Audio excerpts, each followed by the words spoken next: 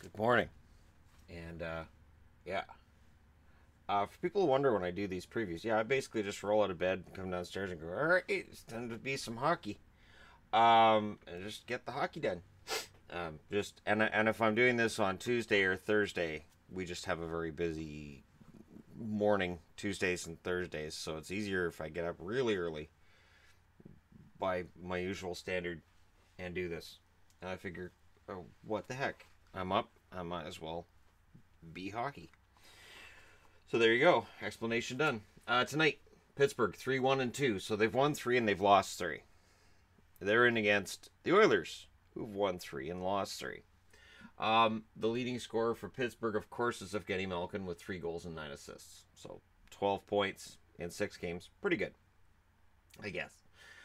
Kessel, 4 goals and 4 assists. Letang with 4 goals and 4 assists. So he's off to an excellent start. Crosby with 5 assists. Jake Gensel with 4 goals. Justin Schultz, of course, who will not be on this list much longer, with 4 assists. Sprong has 3 assists, and Simone has a goal and an assist. Pittsburgh needs more secondary scoring and more consistency. Those are 2 big things that they need. On Edmonton's side of things, they need somebody other than McDavid to get points. 4 goals and 7 assists for McDavid. Nugent Hopkins, 2 goals and 5 assists. Draisaitl, 2 goals and 4 assists. Nurse, a goal and 2 assists. Ratty with a goal and an assist. Lucic, a goal and an assist. Clefbaum with 2 assists. And Yamamoto with 1 goal, 0 assists. And that is a major problem for Edmonton, is that it's just McDavid. And while that's fine and great, and right now they've got the three wins and 3 losses, and they're staying afloat, it is not a formula you can maintain. There's no way. Goaltending. DeSmith, 2.59 goals against average, 922 save percentage. Pretty good numbers. Murray, that shutout over Toronto helped him. 3.65 goals against, 893 save percentage. So his numbers are getting more respectable. On the Edmonton side of things, Talbot, 2.69 goals against, 906 save percentage. Power plays, Pittsburgh's at 26.7%. Edmonton's at 27.8%. Penalty kill, Pittsburgh 92.9%. And Edmonton at 77.8%. So their totals, if you put their power play and penalty kill together, 119.6 for Pittsburgh, 105.6 for Edmonton. We would have expected excellent special teams numbers from Pittsburgh. It's a little more of a surprise seeing it with Edmonton, seeing them over 100. And really with Edmonton, it's a matter of they have to show that somebody other than McDavid can regularly get on the score sheet. So with Edmonton being at home, this should be a game that they're favored in. But again, if Pittsburgh can come out and play the way they did in Toronto, that's all it takes. Just come out and play like you did in Toronto. And Pittsburgh is a very hot and cold team. Now, we might expect them to be cold during the first half of the season like last year, but every year is different. Every year can be very, very different. Next up, Anaheim. The Ducks are 5-3-1 and frustrated. The Ducks have not been playing well either. The 5-3-1 record has been flattering to them. They've had some excellent goaltending bailing them out.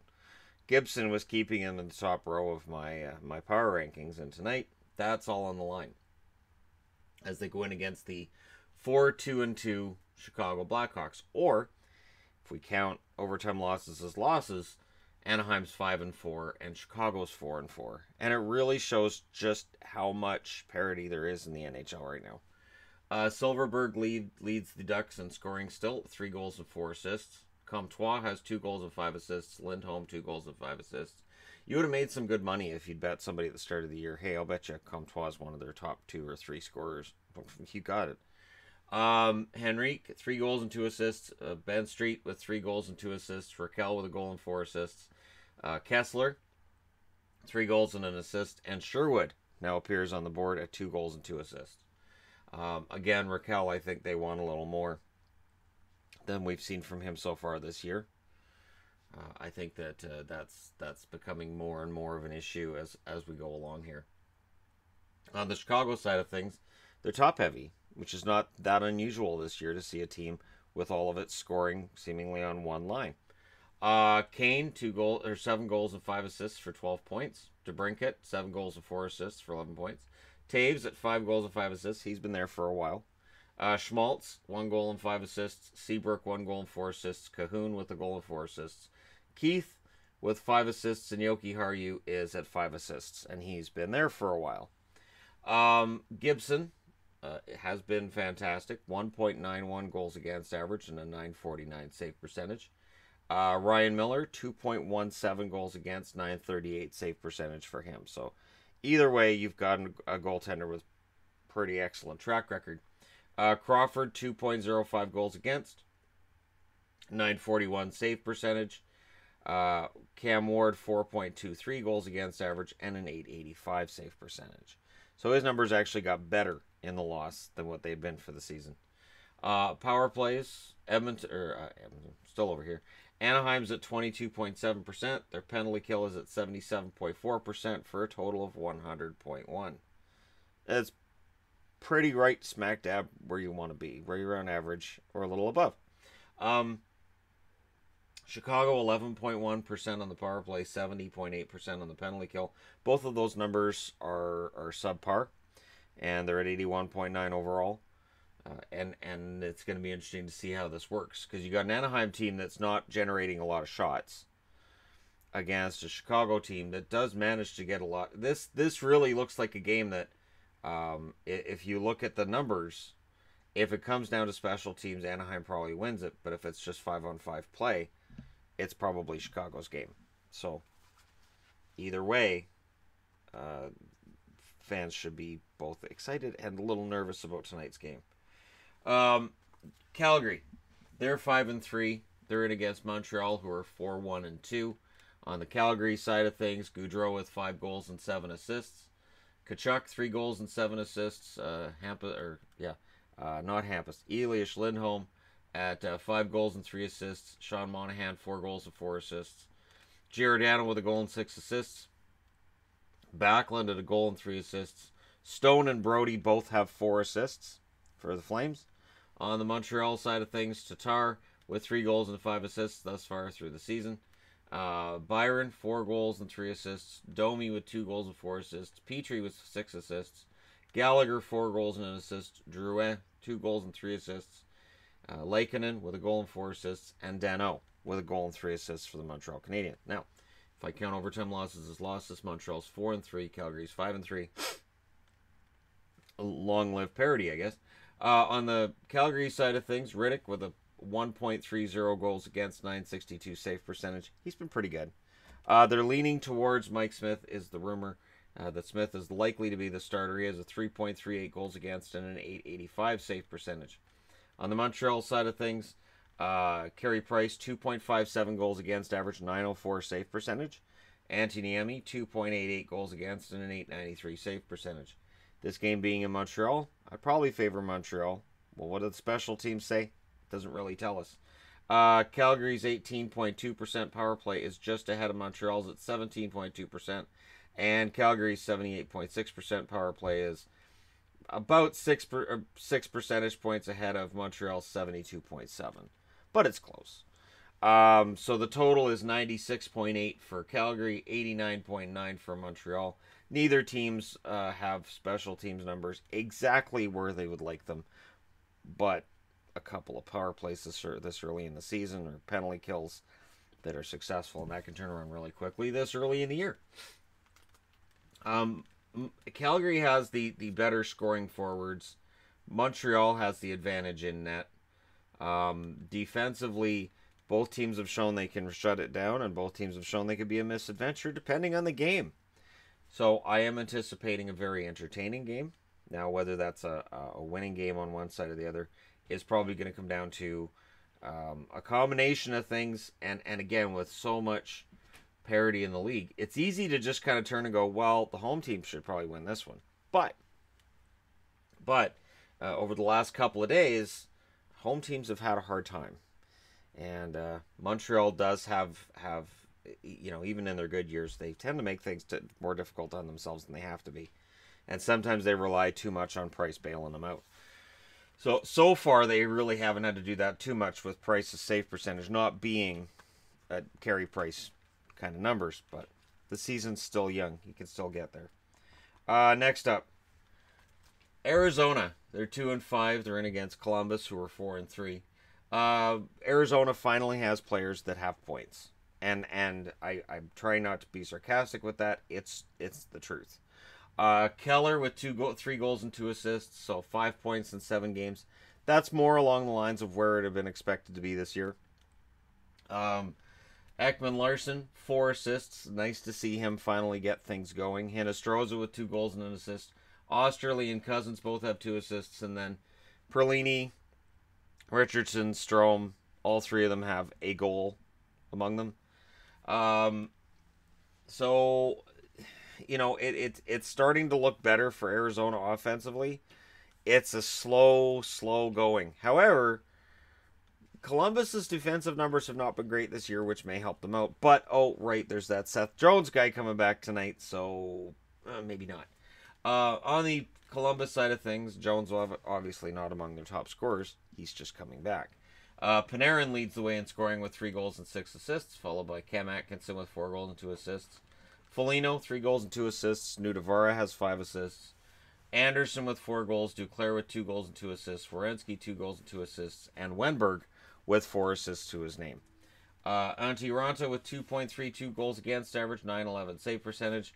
Darcy Kemper, 2.05 goals against, 929 save percentage. So the goaltending numbers for Arizona, pretty good. On the Columbus side of things, Bobrovsky, 3.84 goals against, 876 save percentage.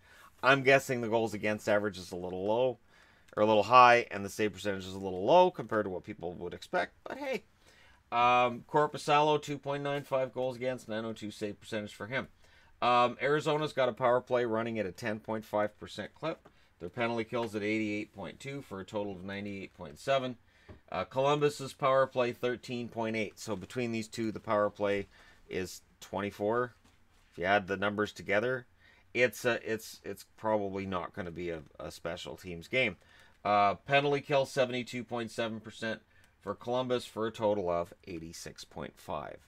So it's this could end up being a game where 5-on-5 things are fantastic and there's some tension when the power play takes over. That is at least how it looks on the surface. And this is one of those things where Columbus, they've been kind of a one-up, one-down team. They need to put together a series of wins. What they've failed to do so far this year is take advantage of some teams in the Metro Division not necessarily starting very well. Washington last night, yes, they're 4-2-2, but that means they've won 4 and lost 4. Pittsburgh, they've won 3 and lost 3. As of last night now, Philly is below 500. Columbus needs to take advantage of this. They need to go at 5-3 tonight. And they've got a team in Arizona that looks like a pretty easy team to beat until you start looking at the numbers.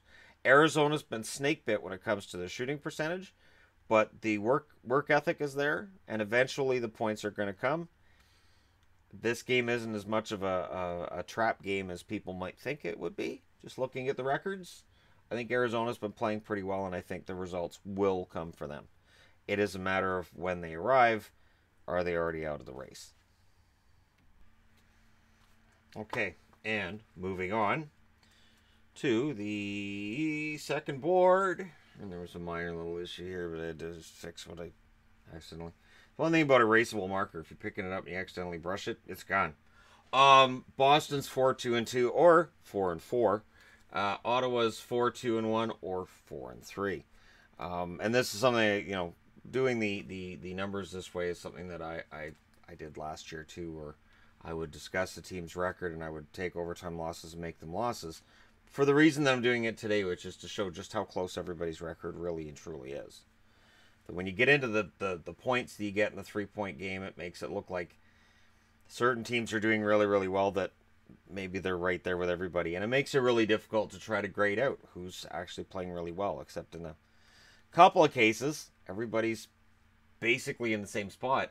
Boston's coming off of the loss in Vancouver, and it's frustrating because they haven't put up a win on this road trip yet. This is the end of it. They've got to get a result tonight.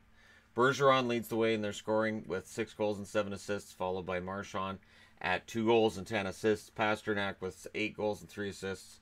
McAvoy in goal and 5 assists. And I haven't heard whether or not he's playing, but you really noticed in Vancouver that their defense just doesn't have that offensive kick that you need in today's game. It was sad. Steven Kampfer was playing way too much in that game. Krejci a goal and 5 assists. Grzelcyk with four assists. Corrali with a goal and an assist, and Bjork with a goal and an assist.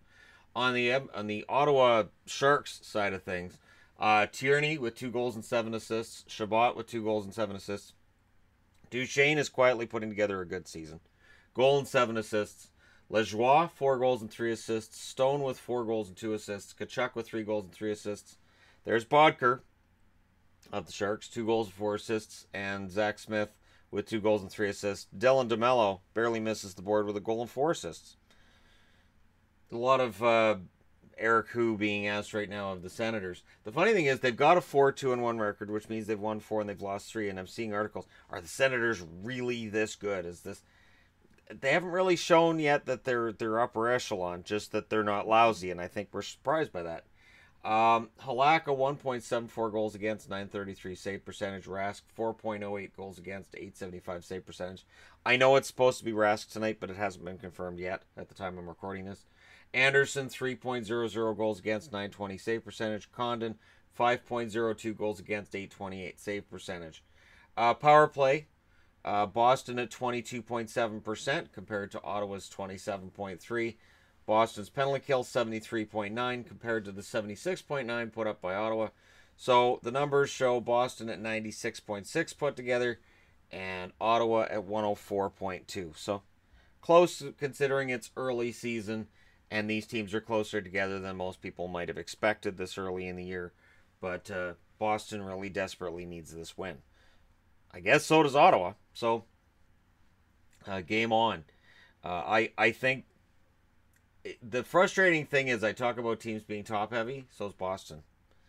Look, Bergeron, Pasternak, and Marchand. Marchand have 16 goals, and the next 5 guys on the list have 4 goals between them. So, it is definitely a top-heavy lineup for Boston. The one thing that can be said about Ottawa, a number of different guys that score. 2 goals, 1, 4, 4, 3, 2, 2. It's different players every night. And that's a winning formula for the most part, is that depth, because then it's hard for teams to figure out the matchups they're going to use against you. Because there isn't any just one line that can defeat you. Now, on a completely unrelated note, hey look, it's Dallas. They're 3-4. It was a rough road trip. And now they're at home against the 2-5-1 Kings. This has the makings of a game with some fights in it. If anybody feels so inclined. I don't know. Maybe Dallas misses Roussel more than they thought they might. I don't know. I'm really reaching at that one. Or maybe it's just a fact of Dallas has 4 guys that score goals and everybody else doesn't. But either way, they're 3-4 now. And this is starting to look like last year. On the LA side of things, Iafallo has 2 goals and 5 assists to lead the team. That is not what was expected. Carter, 2 goals and 3 assists. That's low. Kovalchuk, 2 goals and 3 assists, but the effort's been there. He's just been snake bit. Toffoli, 2 goals and 3 assists. Doughty, a goal and 4 assists. Jake Muzzin with 3 assists. Kopitar with 2 goals and no assists. Alec Martinez with 2 assists for the Kings. And it shows right away that they need more depth scoring. They're 8 games into the year, and they're on pace for 4 guys with 20 goals. Right on the nose, 20 goals. They need more. Dallas, well, at least they've got 3 guys on pace for 40 goals. 4 goals and 6 assists for Radulov, 3 goals, 7 assists for Sagan, 4 goals, 4 assists for Ben, 4 goals, 2 assists for Klingberg, a goal and 4 assists for Spezza, Carrick, a goal and 3 assists, Lindell, 3 assists, and Foxa with a goal and an assist.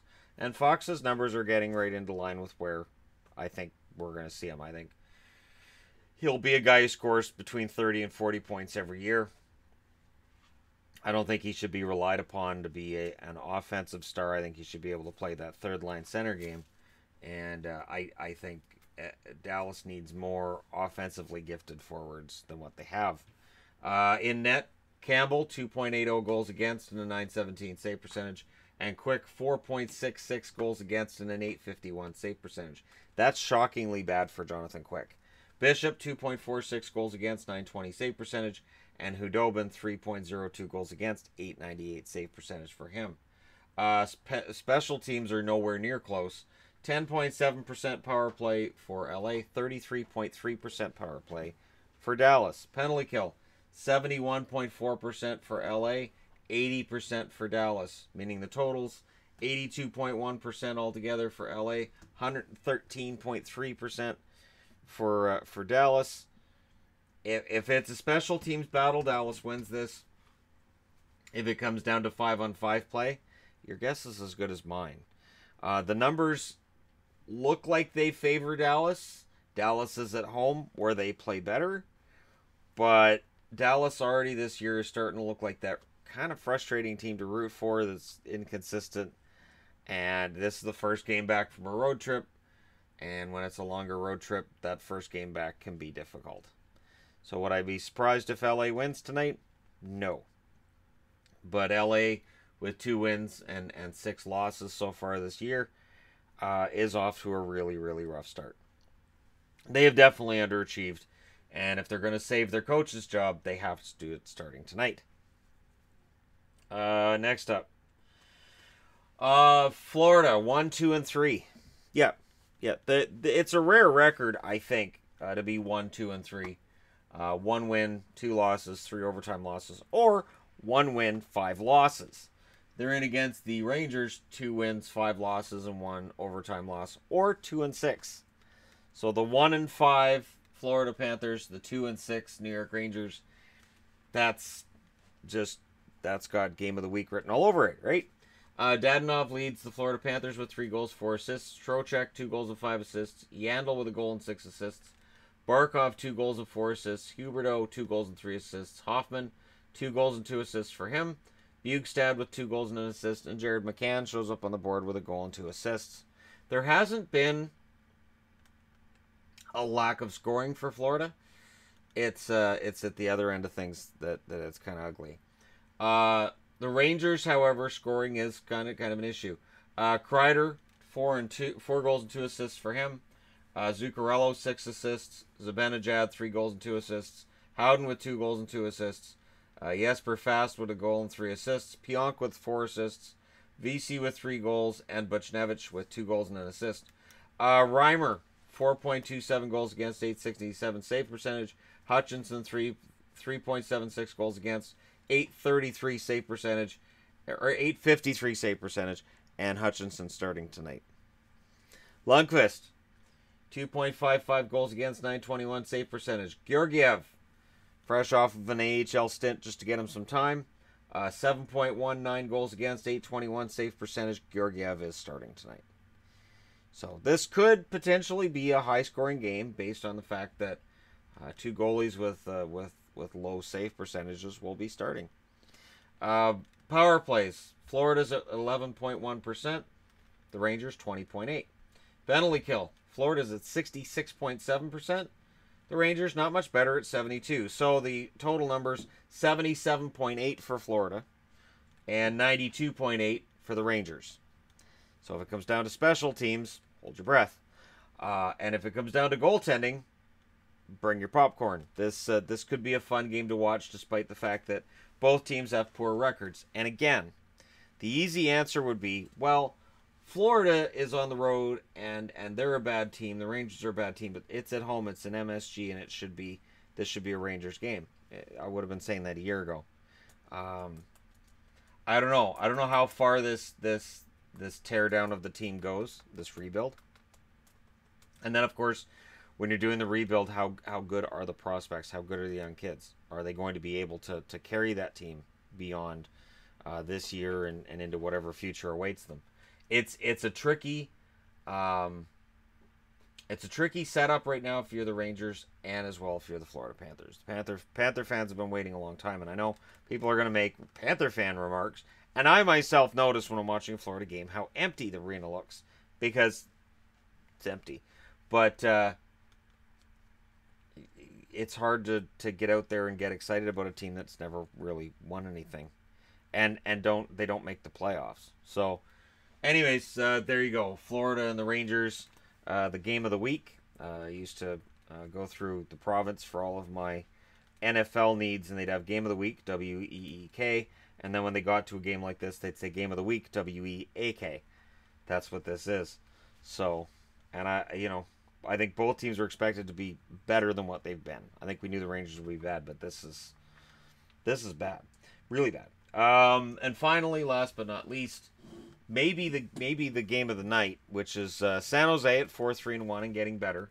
Now they go out on the road to see if they can do it on the road, and they're in against the best team in the league in the Nashville Predators at 7-1. Of course, again, if I'm doing this with the overtime losses counted as losses, San Jose's 4-4. They're scoring. Couture with 5 goals and 3 assists leads the way. Evander Kane 4 goals and 3 assists. Hurdle with 2 goals and 5 assists. Brent Burns a goal and 6 assists. Donskoy with 3 goals and 3 assists. LeBanc with a goal and 5 assists. Meyer 4 goals and 2 assists. And Pavelski with 4 goals. So your top 8 in San Jose, pretty decent. It shows that they've got scoring depth, and it doesn't require Erik Karlsson yet. So if you want to look at something that's kind of scary, the San Jose Sharks are above 500, look like a playoff team, and yet Karlsson's still sitting there with 4 assists in 8 games. He's nowhere near the Erik Karlsson we'd expected yet, but he's getting better. Seems like they're starting to figure it out. On the Nashville side of things, Forsberg leads them in scoring with 5 goals and 3 assists. He's on pace for 50 goals, very quietly. Ekholm, 2 goals and 5 assists. Johansson, 2 goals and 5 assists. Arvidsson with 4 goals and 2 assists. Subban, 2 goals and 4 assists. Turris with a goal and 5 assists. Ellis has 5 assists. And Craig Smith, 3 goals and an assist for him. Jones, 2.36 goals against and a .907 save percentage. Aaron Dell, 2.49 goals against, .917 save percentage. Jones's numbers have been coming up. He has been getting better. Saros, a 1.54 goals against, .945 save percentage. Spoiler alert, he's starting tonight. Hasn't been confirmed, but he's starting tonight. Rinne, 2.10 goals against, .929 save percentage. And get better, Pekka Rinne. You got UC Saros holding down the net till you get back. Power plays. The Sharks are at 16.7%. Nashville, 11.1%. We expected both of those numbers to be higher.